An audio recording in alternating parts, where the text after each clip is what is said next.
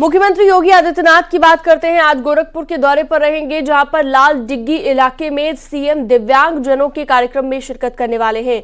स्पर्श राजकीय दृष्टिबाधित इंटर कॉलेज में दिव्यांग जनों द्वारा निर्मित उत्कृष्ट उत्पादों की प्रदर्शनी लगाई जाएगी और दिव्यांग जन के शैक्षिक पुनर्वास के लिए पुस्तक गैलरी देखेंगे। साथ ही साथ दिव्यांग जनों को उपकरणों का वितरण भी यहां पर सीएम योगी आदित्यनाथ की ओर से किया जाएगा। तो आज गोरखपुर के दौरे पर रहेंगे मुख्यमंत्री योगी आदित्यनाथ।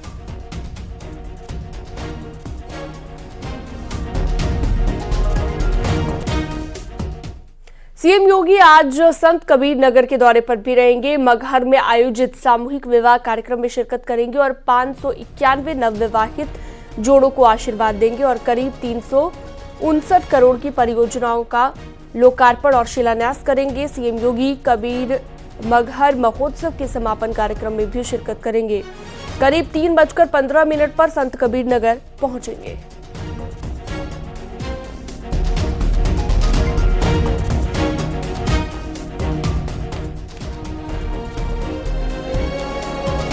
सीएम योगी आज कन्नौज के दौरे पर रहेंगे और इस दौरान कन्नौज को करोड़ों की विकास योजनाओं की सौगात देने वाले हैं। सीएम योगी शनिवार दोपहर 12:30 बजे कन्नौज पहुंचेंगे और पूर्व एमएलसी स्वर्गीय बनवारी लाल दोहरे के घर पर पहुंचकर उनके परिजनों से मुलाकात करेंगे।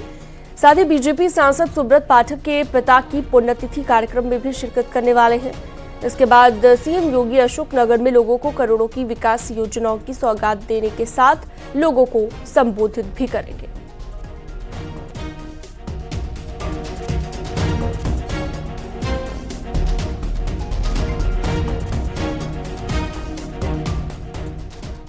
यूपी विधानसभा के बजट सत्र का आज दूसरा दिन है और आज विधायकों के निधन पर शोक प्रस्ताव के बाद सदन की कार्यवाही स्थगित हो जाएगी।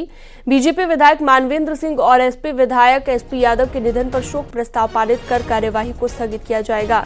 इसके बाद सरकार 5 फरवरी को वित्तीय वर्ष 2024-25 का बजट पेश कर सकती है। आपको बता दें 2 फरवरी को यूपी विधानसभा का बजट सत्र शुरू हो गया है और ये 12 फरवरी तक चलेगा।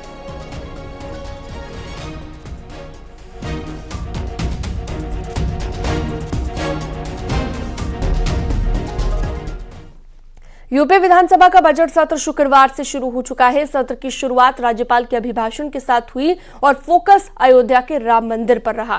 बीजेपी के तमाम विधायक और मंत्रियों ने भी सदन में जय श्री राम के नारे लगाए, जिसके बाद सदन पूरी तरह से राममय हो गया। हालांकि दूसरी तरफ विपक्षी सदस्य जय श्री राम के नारे का जवाब पीडीए से दे रहे थे और राज्यपाल के अभिभाषण का भी विरोध कर रहे थे। आपको रिपोर्ट में दिखाते हैं सत्र की राममय और हंगामेदार शुरुआत।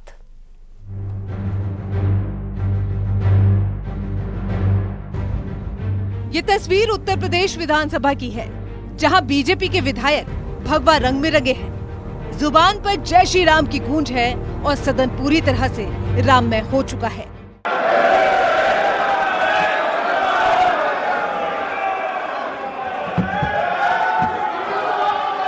मौका विधानसभा के बजट सत्र का था और राज्यपाल ने अभिभाषण की शुरुआत प्रभु राम के नाम से की। उन्होंने बताया कैसे रामलला विराजमान के पावन अवसर पर देश ही नहीं बल्कि विदेश में भी जश्न और उत्सव का माहौल था। लगभग 5 शताब्दियों की सुदीर्घ प्रतीक्षा के बाद बीती 24 जनवरी 2024 को सनातन भारतीय संस्कृति के प्राण हमारे आदर्श प्रभु श्री रामलला अपनी जन्मभूमि अयोध्या में भव्य भव्य और दिव्य मंदिर में विराजमान हो गए हैं। पूरे विश्व ने इस अलौकिक अवसर का साक्षात्कार किया। भारतीय जन आस्था के संकल्प की सिद्धि के प्रति श्री राम जन्मभूमि मंदिर के रूप में राष्ट्र मंदिर की स्थापना भारत के सांस्कृतिक गौरव की पुनः प्रतिष्ठा है। हम सभी आजादी के अमृत काल में प्रवेश कर चुके हैं। ऐसे विशिष्ट कालखंड में हमारी सांस्कृतिक विरासत का यह दिव्य प्रतिमान हमें और आने वाली पीढ़ियों को प्रभु श्री राम के आदर्शों पर चलने का सदैव प्रेरित करता रहेगा। लेकिन हैरानी की बात तो ये रही कि एक तरफ विधानसभा में राम नाम की गूंज सुनाई दे रही थी, तो दूसरी तरफ समाजवादी पार्टी के विधायक गो बैक के नारे लगा रहे थे, राज्यपाल के अभिभाषण तक का विरोध कर रहे थे। जिस पर राज्यपाल आनंदीबेन पटेल ने विपक्षी सदस्यों को जवाब भी दिया। उन्होंने कहा, और शोर मचाइए, कौन चला जाएगा ये बाद में पता चलेगा।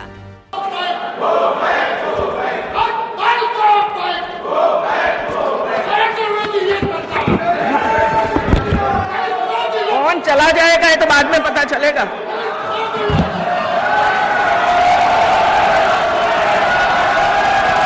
मैं तो चलने वाली नहीं, कौन चला जाएगा।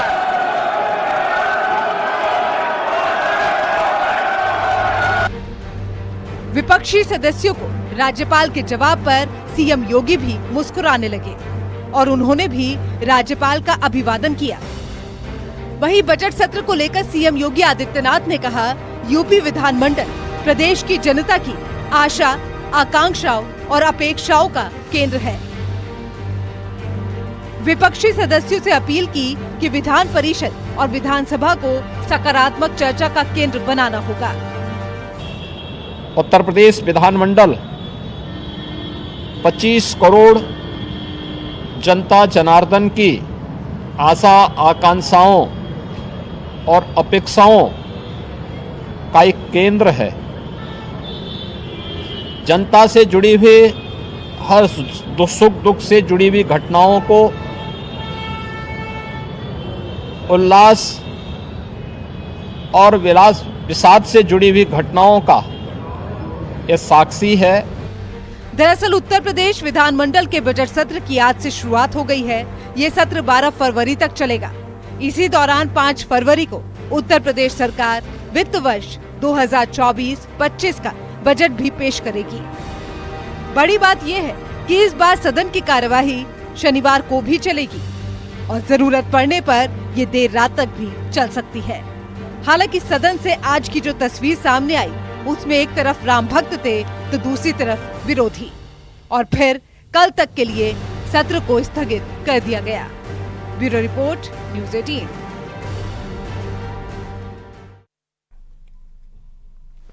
विपक्षी नेताओं के हिंदू विरोधी बयानबाजी पर वित्त मंत्री निर्मला सीतारमण ने निशाना साधा और कहा कि डीएमके की लगातार गलत बयानबाजी आ रहे हैं। We are seeing a different side of Nirmala Sitharaman. You know, in the last few weeks, you've also been seen as an aggressive politician. You know, you've turned the heat on your rivals in Tamil Nadu. You said that Stalin's DMK is an anti-Hindu party and that they were forbidding the live telecast of the Ram Mandir Pran Pratishthan ceremony. What do you have to say to that? 100%. I have not said a loose word. I did mean what I say, and I do truly believe that repeatedly they attack on Hindus in Tamil Nadu in layers which are seen and in layers which are not seen have been felt for a long time. I speak very many times about Tamil Nadu with lived experience. Yes. And therefore I don't talk too soon, nor do I speak too indiscreetly. So when I say something, I mean it because I feel it also. I do corroborate with data, with actual ground activities, and then only comment. Unfortunately, if that is the politics of a state party, which has had a lot of ideological support extended to separatist politicians of years gone by. Yes. Whether they support it even today, I do not know, but there are periodic voices which come out which are very separatist in tone and tenor.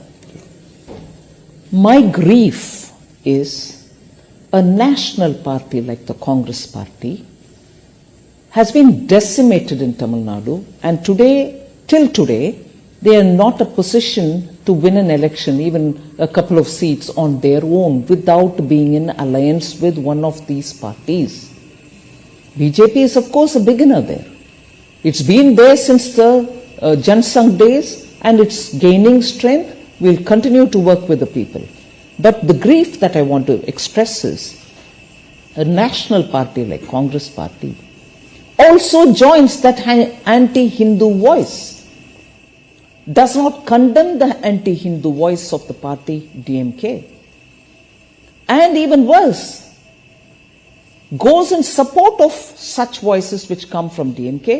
And today, not just in Tamil Nadu, a Congress party member in the Lok Sabha today, meaning he's a sitting Lok Sabha member.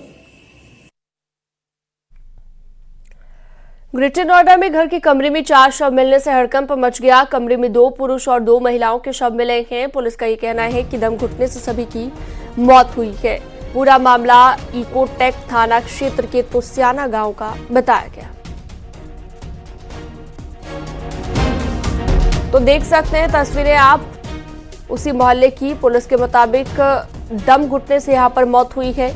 एक कमरे में 4 शव मिले और पूरे इलाके में सनसनी फैल गई। सूचना के बाद पुलिस मौके पर पहुंची और शवों को बरामद किया। इकोटेक 3 थाना क्षेत्र की घटना है।